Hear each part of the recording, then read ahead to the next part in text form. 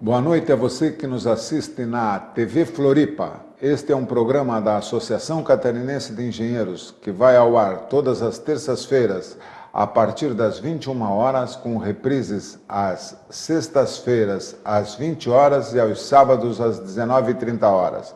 Você também pode assistir o programa através do site www.tvfloripa.org.br.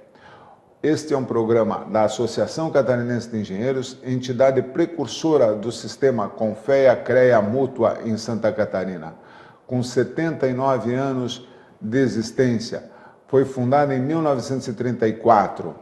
E hoje nós temos o prazer de ter aqui conosco o professor Geraldo Kindermann, engenheiro eletricista, professor da Universidade Federal de Santa Catarina. Geraldo, é um prazer tê-lo aqui conosco. Gostaria que você ficasse à vontade aí para descrever um pouco sobre o seu currículo, sobre a sua formação, sobre os cursos de graduação, especialização, mestrado, doutorado que você fez e depois um pouco sobre a sua vida profissional na Universidade Federal de Santa Catarina. Obrigado, Celso. O Celso aqui já é amigo já de muitas épocas, porque, na verdade, eu fui professor dele, né? É um prazer. Há muitos anos atrás. Na verdade, eu sou de Araranguá, Santa Catarina, né? Mais ou menos 200 quilômetros ao sul. E naquela época que a gente ia fazer o científico, por exemplo, Araranguá não tinha. Então a solução era estudar em Porto Alegre ou Florianópolis. Na verdade, naquela época, Araranguá estava com os olhos mais virados para Porto Alegre, que era mais fácil ir para Porto Alegre do que para Florianópolis, porque ainda não tinha a BR-101.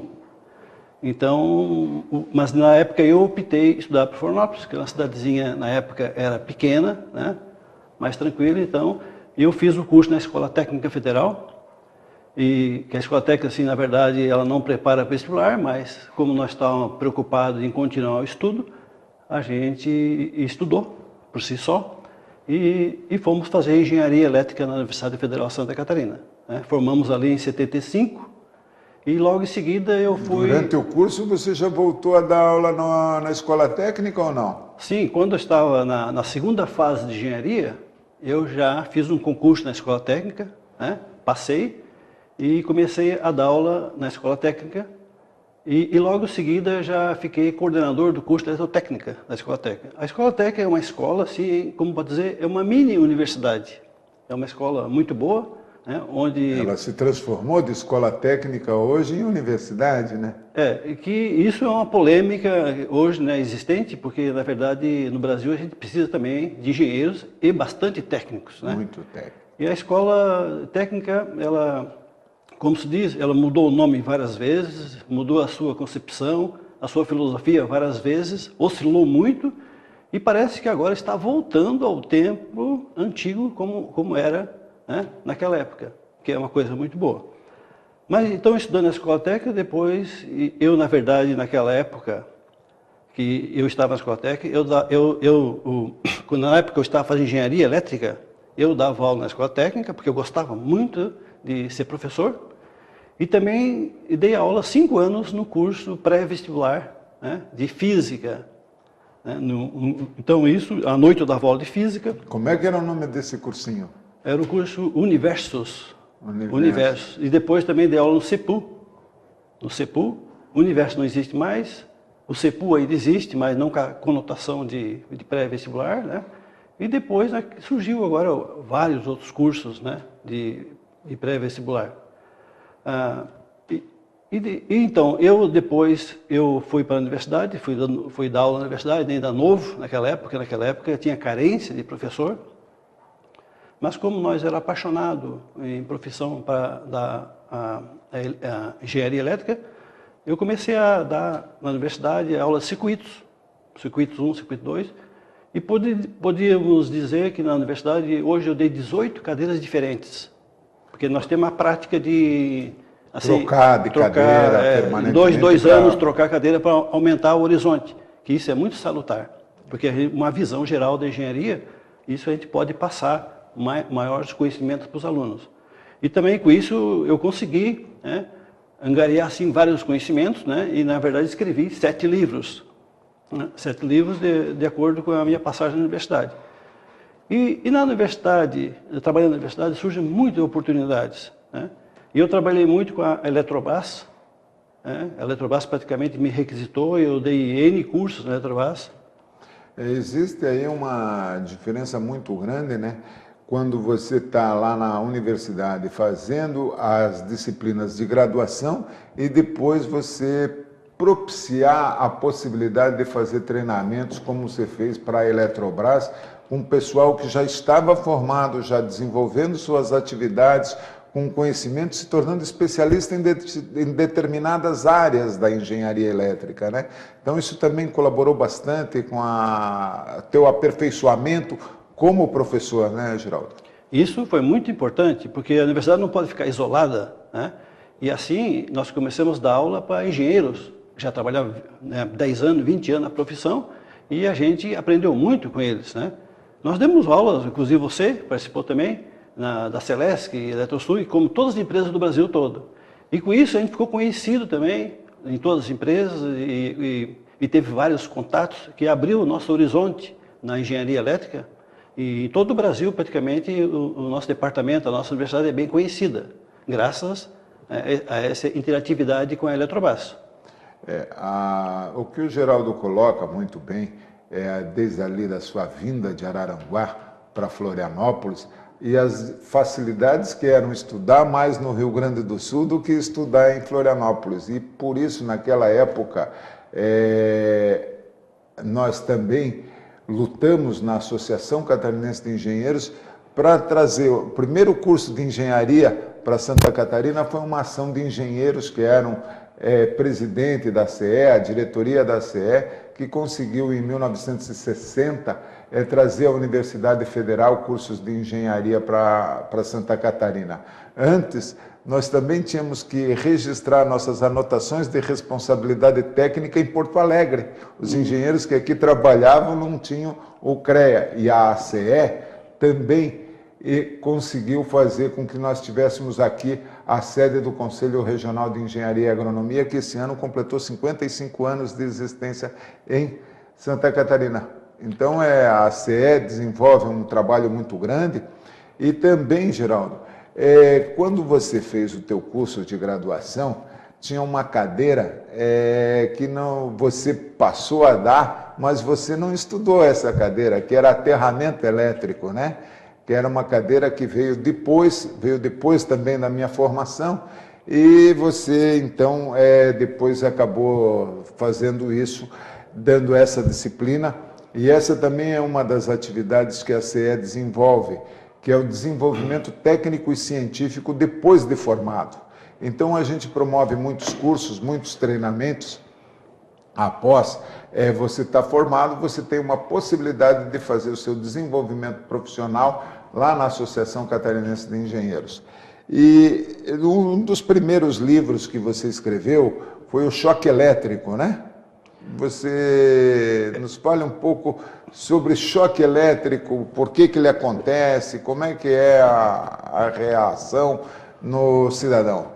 O Celso, só complementando o que você falou sobre Porto Alegre, naquela época, né, Porto Alegre era o polo erudito, né, do sul de Santa Catarina, do sul do Brasil. E, na verdade, a universidade aqui de Santa Catarina, ela criou o curso de elétrica graças a um convênio feito com a universidade lá de Porto Alegre, a Universidade Federal, e que naquela época vários professores, né, vinham de lá, na Varig, né, na Varig, para dar aula aqui, e depois voltavam. E aí formaram vários professores aqui, e assim se montou o curso de elétrica. Mas nós temos aí vários professores que eram originários de Porto Alegre, que vivem até hoje em Florianópolis. O Stemer começou a trazer eles todos, né, que o Stemer foi o primeiro curso ali que a gente teve de engenharia mecânica. Sim, e depois aí passou a ter engenharia civil e engenharia elétrica, e a Universidade Federal de Santa Catarina hoje é referência na América Latina. Já a mecânica já existia, era forte na época, né, o Stemer era professor da mecânica, e o Stemer foi esse polo aí, que protagonizou a formação da elétrica, né? Ele mesmo, né, trouxe vários professores e formou a elétrica. Bem, mas aí, Celso, continuando a pergunta que você fez aí, nós tivemos vários desenvolvimentos, inclusive na época que eu fiz elétrica, as quantidades de disciplinas não era como tanta hoje, porque a informação naquela época era difícil. Os livros eram todos em inglês, né? Não tínhamos computador, não tinha internet, então uma informação era difícil de conseguir. Por exemplo, eu fui um estudante que tinha avidez em aprender, mas não tinha material para eu aprender. Então eu cavocava material de tudo quanto é lado, catálogo, coisa de fabricante, né? E hoje não, hoje nossos alunos têm uma abundância de material que ele não consegue mais nem saber o que ele vai estudar. Mas como naquela época nós tínhamos poucas disciplinas, e eu, sendo formação de engenheiro e trabalhando também nas indústrias da Eletrobras, a gente viu a necessidade da disciplina de aterramento. Então, na verdade, eu criei uma cadeira de aterramento elétrico na universidade, fiz todo o emento, o programa, e comecei a dar a cadeira de aterramento vários anos. Depois eu passei para o meu colega, o Jorge Mário Campagnolo, que também deu, e depois, de um certo tempo, nós fizemos, então, um livro de aterramento elétrico, né, que mostra toda a lógica de como fazer o projeto do aterramento elétrico de uma subestação, né. E depois também surgiu outros livros que nós fizemos, tudo graças a essa interatividade, né, com esses participantes, que eram engenheiros das empresas, né. Inclusive, até o nosso linguajar de professor, ele mudou um pouco, não ficou puramente acadêmico, né? Ficou assim, a mistura acadêmico com a parte de engenharia elétrica, que isso é muito salutar para os alunos. Evoluiu bastante o curso de engenharia elétrica em Santa Catarina, se tornando não só aquele estudo científico, mas também adaptado às necessidades, às condições dos estudos, aterramentos e desenvolvimento com a comunidade, de modo geral. Sim, claro, porque a comunidade, falando assim, inclusive também podemos falar que os engenheiros também naquela época não olhavam com bons olhos o aterramento, mas com a vinda do computador, quando a gente começou a comprar o computador PC, e a gente achava que o computador era tudo. E ali exigia o aterramento. Aí cada consumidor, cada pessoa, cada leigo dizia assim, e onde está o aterramento do meu apartamento? E aí começou a ter uma áurea melhor sobre aterramento elétrico, né? E hoje todo mundo sabe o que é um aterramento elétrico, né? O aterramento elétrico, na verdade, seria assim, de modo a dizer o quê? Bem, nós caminhamos na Terra. A Terra tem um potencial. Todos os equipamentos, todos os pórticos, poste, e todos os prédios estão tudo conectados à Terra, no mesmo potencial. E nós fazemos parte da Terra. Então, todos os equipamentos têm que estar aterrados para estar no mesmo potencial da Terra. Porque estando no mesmo potencial da Terra, você nunca vai ganhar um choque, né? Então, o aterramento é importante do ponto de vista de segurança. De proteção também, né? E aí, então, se houve a necessidade, com as diversas queimas que davam com flutuação de energia, flutuação de tensão, de instalar os aterramentos para proteção inicial dos computadores. E depois, então, se desenvolveu os sistemas de aterramento, e hoje todas as residências devem ter o seu sistema de aterramento, a sua malha de terra e conectada à entrada de energia, ao sistema de medição das concessionárias de energia, né, Geraldo? Claro, a própria concessionária tem o que nós denominamos normas técnicas, né? E ali tem o diagrama unifilar mostrando como se faz o aterramento. No caso da nossa concessionária aqui, que nós temos aqui a Celesc, que distribui energia para toda Santa Catarina, o transformador no poste que transforma a tensão de alta tensão para baixa tensão é um transformador delta estrela. E a estrela lá no poste é aterrado. O consumidor não percebe esse aterramento porque o aterramento está bem escondido ou feito por dentro do poste. Mas quando esse sistema, o ramal, entra no consumidor, ele chega no quadro de medição. E no quadro de medição, a concessionária ali pede para fazer um novo aterramento. Esse novo aterramento ele está preso no neutro. E nesse aterramento, então, é colocado um novo cabo, que nós chamamos fio de proteção, a população chama fio terra, e que vai aterrar todos os equipamentos dentro da sua casa para a proteção e a segurança humana. Nós voltaremos em breve, vamos fazer um rápido intervalo e continuamos com esse assunto.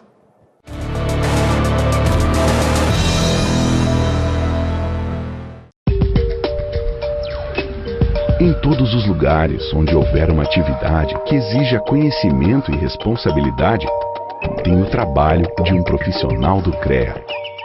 É ele que garante a segurança e a confiabilidade de projetos, obras e serviços essenciais para toda a nossa sociedade. Onde tem a marca do CREA, tem a marca da responsabilidade. CREA Santa Catarina, 55 anos.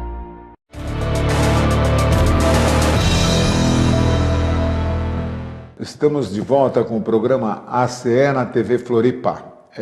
Dia 25 de outubro, às 22 horas, ocorre na Associação Catarinense de Engenheiros um show dos covers dos Beatles, uma sensacional banda argentina que estará aqui fazendo um show de 2 horas, promovendo então essa famosa banda e uma grande oportunidade para nós nos confraternizarmos, nos reunirmos, que é uma das atividades que a Associação Catarinense dos Engenheiros faz para manter um network apurado entre seus sócios, entre os seus amigos e entre a comunidade de um modo geral. Hoje temos o prazer de ter aqui conosco o professor Geraldo Kindermann, um especialista de energia elétrica, como já falou no bloco anterior, lecionou mais de 18 disciplinas na Universidade Federal de Santa Catarina e escreveu 7 livros. Os 7 livros que você escreveu, os principais temas abordados, você poderia discorrer um pouco sobre esses temas que você abordou nos livros e depois também um pouco sobre a tua carreira ministrando cursos até no exterior, né, Geraldo? Sim. Na verdade, os livros nasceram na necessidade de fazer a proteção do sistema elétrico, né, que envolve também a segurança humana. E assim, né, com essa necessidade, são necessários vários requisitos, né, como, por exemplo, o curto-circuito, porque o curto-circuito necessita saber todas as correntes máximas de curto-circuito no sistema para poder dimensionar os equipamentos, como os TCs, os disjuntores, e também fazer os ajustes de todas as proteções. Bem, esta proteção, como ela demora um certo tempo para atuar, a pessoa fica submetida também ao choque elétrico. E devido ao choque elétrico, então, nós abordamos o assunto sobre o choque elétrico e desenvolvemos toda a situação para conhecimento das tensões de toque e passo para o dimensionamento da malha da subestação. Aí, como temos que dimensionar a malha da subestação, há necessidade de conhecer tudo sobre aterramento. Mas a malha da subestação será construída num terreno que ainda não tem nada, um terreno virgem.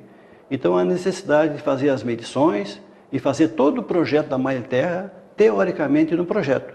E depois mandar executar a obra. E depois que a obra estiver pronta, você tem que medir e o valor prático tem que bater com o valor teórico.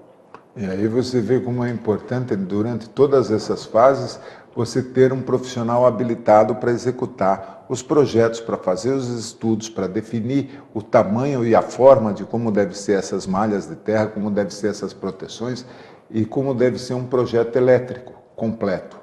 Então você nunca pode deixar de contratar um profissional especializado para fazer esse serviço, para fazer o projeto e depois para executar. E exigir sempre uma anotação de responsabilidade técnica, que é o documento que garante e obriga o profissional a demonstrar o seu conhecimento e depois a empresa que executou a demonstrar o contrato da execução que foi feito de acordo com aquele projeto pré-estabelecido, né, Geraldo? Claro, isso é uma segurança, porque nós fizemos o projeto no papel, né?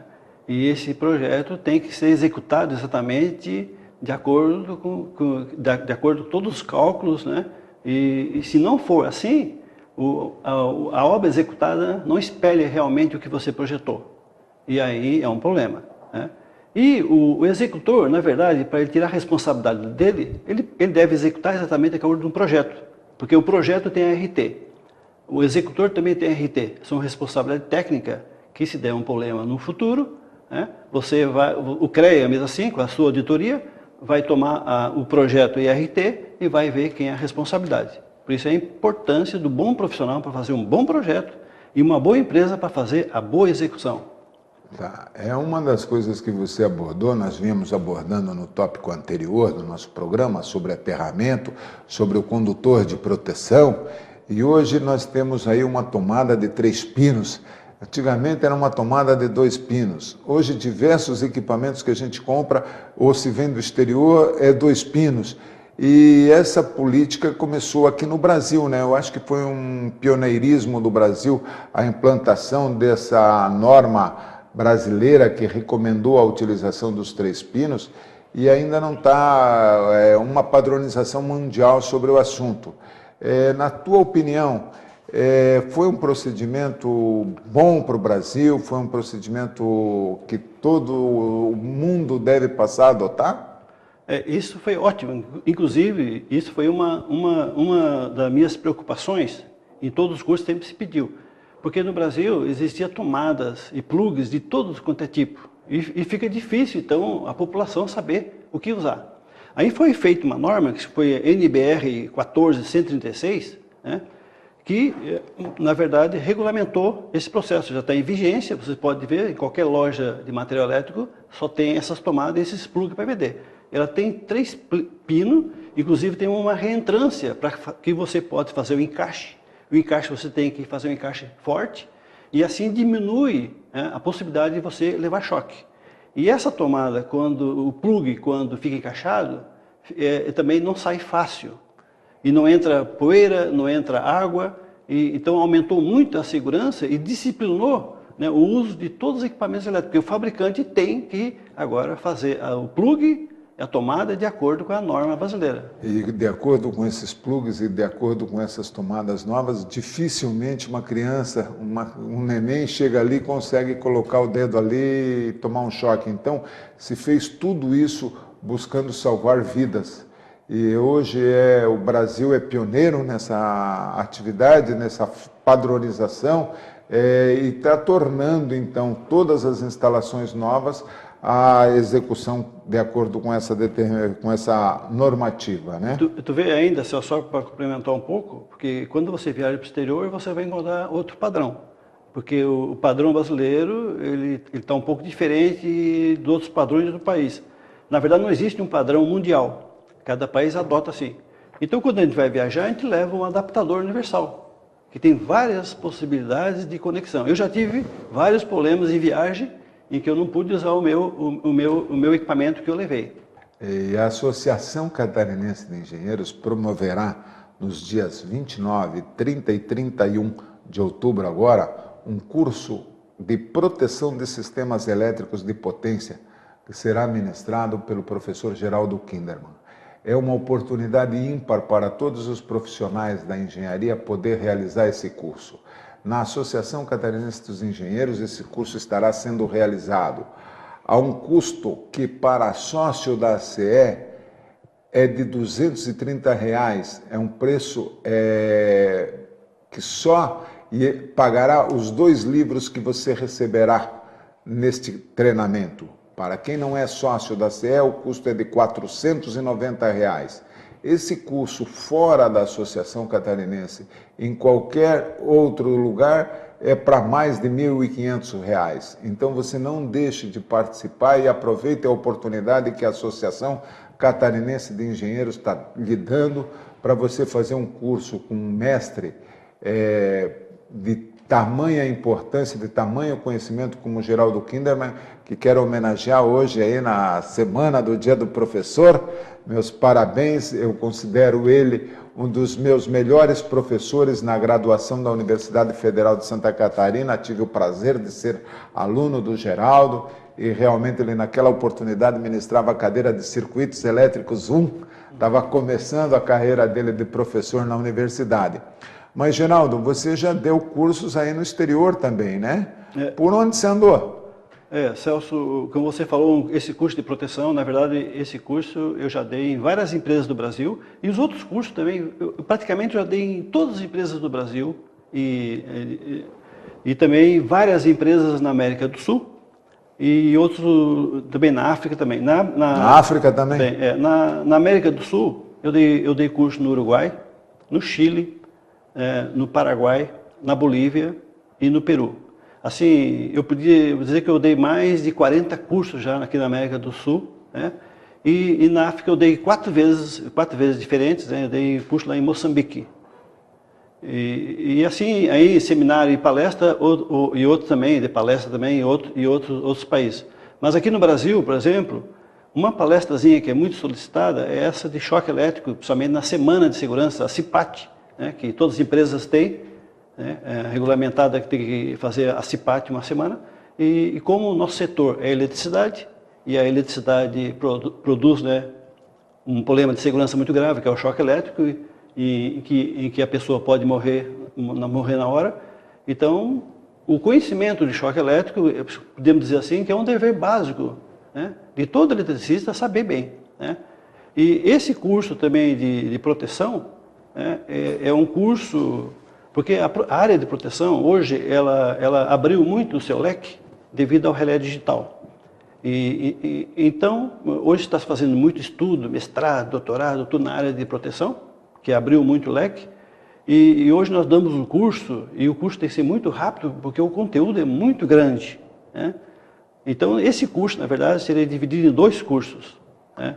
Uma Mas parte a ACE vai ter oportunidade de propiciar esses duas partes depois, e também os outros cursos que o Geraldo dá, da parte de aterramento, da parte de choque elétrico, e todos os treinamentos nós estaremos sempre oportunizando aos nossos sócios, aos engenheiros eletricistas, a fazer esse desenvolvimento profissional, né? Porque as profissões e as carreiras vão tendo inovações tecnológicas e precisam ser aprimoradas. E nada como o pessoal da universidade, que tem permanente estudo, hoje, como o Geraldo coloca também, as informações são múltiplas, mas precisam ser selecionadas, porque você recebe muita informação também através da net, da rede mundial dos computadores, que precisa ser examinada para ver sua veracidade, para ver sua aplicação, a melhor maneira de se fazer isso. Então, não deixe de se inscrever nesse curso no dia 29, 30 e 31, que será feito na Associação Catarinense dos Engenheiros. Faça sua inscrição com antecedência para garantir sua vaga. Serão poucas vagas que estarão disponíveis. E por isso é importante você se tornar um sócio da ACE. Através dessa rede de network que você pode praticar lá, você estará se desenvolvendo profissionalmente, estará tendo uma oportunidade de se tornar conhecido no mercado e também participar de diversos fóruns e discussões a níveis estaduais, a níveis federais.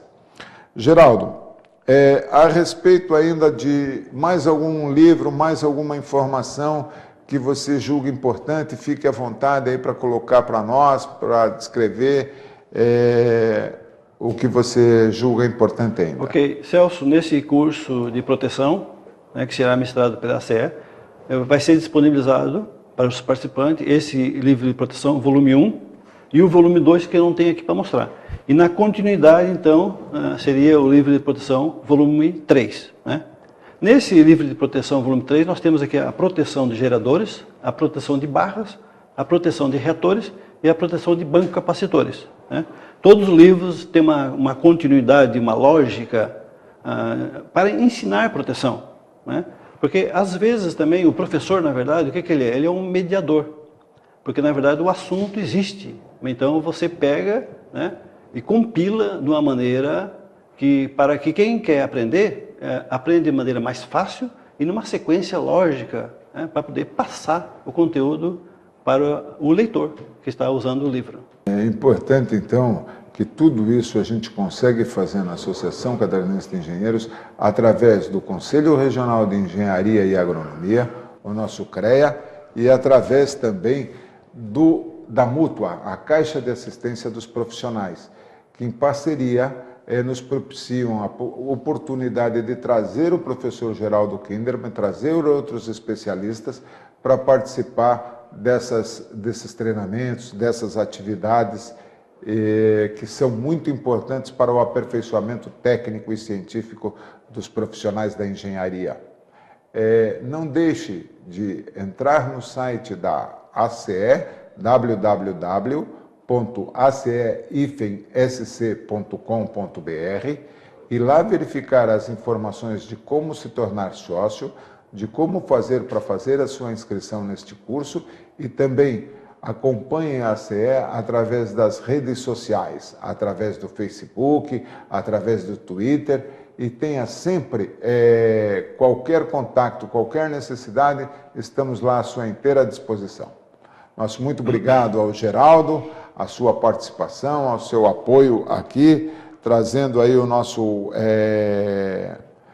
diversas informações, mas antes de finalizar, eu queria só fazer uma perguntinha para o Geraldo a respeito do livro de descargas atmosféricas em estruturas edificadas. Prédios antigos em Florianópolis não tinham o para-raio e hoje eles também estão sempre muito próximos de prédios novos, grandes, muito mais altos. Esses prédios antigos, eles têm que se adequar agora e colocar seus para-raios. Como é que você vê isso como uma obrigação? Na verdade, hoje a população está muito preocupada com as tempestades, porque as tempestades hoje estão mais fortes, os raios são mais fortes, né? E a maneira de se resguardar do raio é colocar para-raios de Franklin ou através da gaiola de Faraday. O problema é que as normas vieram do passado, né? E às vezes sem muita coerência, mas eles são aplicados até hoje devido à inércia de mudança. Mas a norma nossa aqui, a norma NBR 59 de para-raios do Brasil, 5419? a NBR 5419 do para-raio brasileira, ela também foi adaptada por normas internas, que são aplicadas às vezes para os bombeiros, e houve alguma mudança. O problema é que as normas, ela vê uma edificação como se fosse uma entidade única, e não vê a cidade como um todo, né? Então você podia fazer a proteção pensando na proteção da cidade. Por exemplo, um prédio baixo tem um para-raio. E um prédio ao lado, contíguo, muito alto, tem um mesmo para-raio. O problema é que aquele prédio pequenininho já está coberto pelo prédio grande. E não havia, então não teria essa necessidade de ter esse para-raio, né, no lugar baixo. Mas, como a norma ela é dedicada a cada construção em si, não vê a cidade como um todo, ocorrem esses problemas também. E nós voltaremos com o Geraldo em outras oportunidades para discutir mais assuntos voltados às edificações, às instalações elétricas de um modo geral. Muito obrigado, encerramos aqui e voltaremos na próxima terça-feira às 21 horas.